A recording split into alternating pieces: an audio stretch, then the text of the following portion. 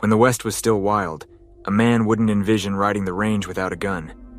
With all sorts of wild critters roaming about, from rattlesnakes and coyotes to dangerous two-legged varmints, a man always needed a firearm within easy and close reach. Men learned to live, work, and ride with their guns. Nonetheless, the quick-draw, low-hanging gunslinger holsters most of the world associates with cowboy guns simply did not exist on the late 1800s frontier. The American cowboy is part legend and part history, with the scales slightly tipped to the legendary side. What we know about real-life cowboys is primarily rooted in handed-down tales and Hollywood depictions painted with broad strokes of creative license. The prevalent image of the cowboy decked out in batwing chaps, a 10-gallon Stetson, and a low-slung belt holster isn't precisely historically precise. However, when you add in a manly swagger, you wind up with Hollywood gold. Old West cowboys were more commonly kitted out in blue jeans and bowler hats. These duds were inexpensive and provided freedom of movement for riding horses, roping calves, and that characteristic masculine cowboy saunter. It is worth noting that making sweeping cowboy generalizations isn't possible. Cowboy style and gear varied widely, and an individual's style was influenced more by what was practical, affordable, and available rather than what was fashionable. However, a firearm was an almost mandatory accessory, and every cowboy needed some way to carry one. While it wasn't uncommon to simply slide a pistol into a pocket or tuck one into waist overalls, the elements on the frontier could be rough on a firearm. Plus, the active frontier lifestyle made those carry methods pretty impractical.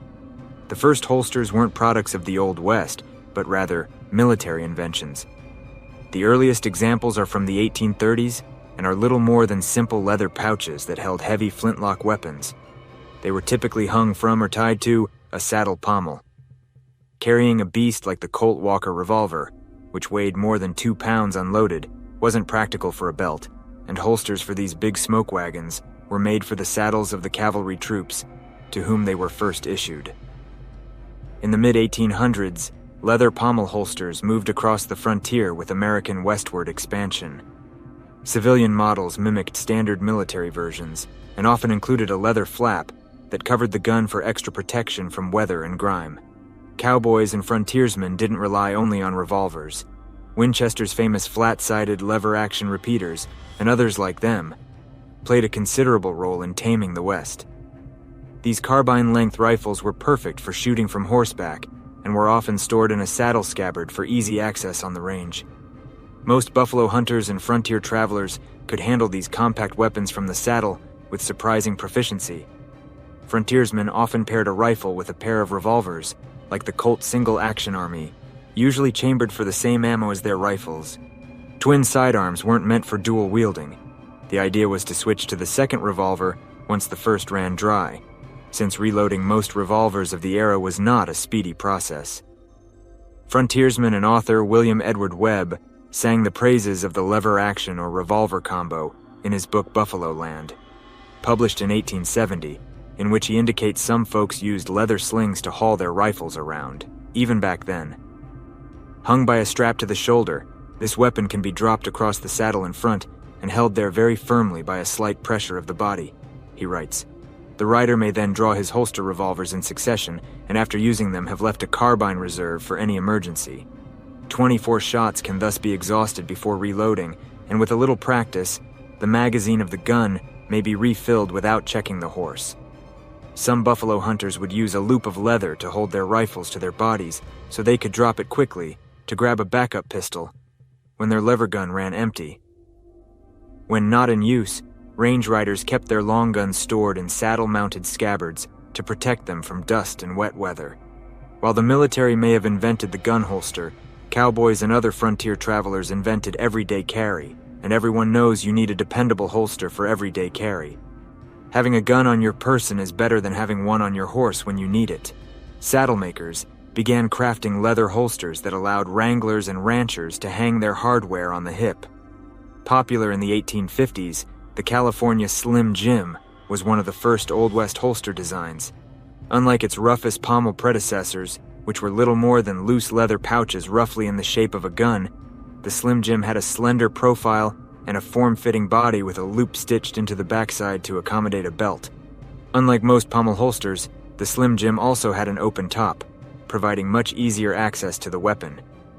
Slim Jim holsters were often decorated with tooled floral designs to show the leather maker's craftsmanship. More than just a practical tool, these holsters could make a serious fashion statement. Originating in the 1870s, the Mexican loop holster, also known as the El Paso loop holster, was another popular cowboy design. Saddle makers fashioned these holsters from a single piece of leather, often from salvaged saddle fenders. The craftsman folded half the leather piece to make a sandwich with a contoured side edge stitched to form a pouch for the pistol to ride in. The other half of the leather swatch was folded behind the pocket to create a skirt. The skirt was slashed through the middle several times to form straps, and the pouch was pushed through the straps to form a more tight-fitting holster. A lawman, outlaw, or simple cattle hand could slide a belt through the loop at the top of the holster so the pistol rode high on the horseman's belt rather than hanging below it. A cowboy's holster rarely matched his belt. It wasn't until after the Civil War, when cartridge revolvers replaced cap and ball pistols, that leather workers began stitching loops into belts for shooters to store extra cartridges. The West was well on its way to being tamed before the iconic gun leather rig we tend to associate with cowboy shootouts finally made its debut on the wild frontier. Although they look pretty dope, cartridge belts weren't particularly practical. Because a loop rig left cartridges open to the elements and potential damage and corrosion, most frontiersmen chose to carry extra cartridges in a leather belt pouch. The tops of the earliest Mexican loop holsters were little more than rustic pockets. The original design covered most of the pistol grip, which made accessing the firearm tricky. Some range riders modified the cut, lowering the top edge to expose the handle and part of the trigger guard. Wild West pistoliers, like folk hero Wild Bill Hickok, carried their six-shooters with the butts facing forward. The position allowed the shooter to use a cross draw or underhand draw, which was common on the Great Plains during the time period.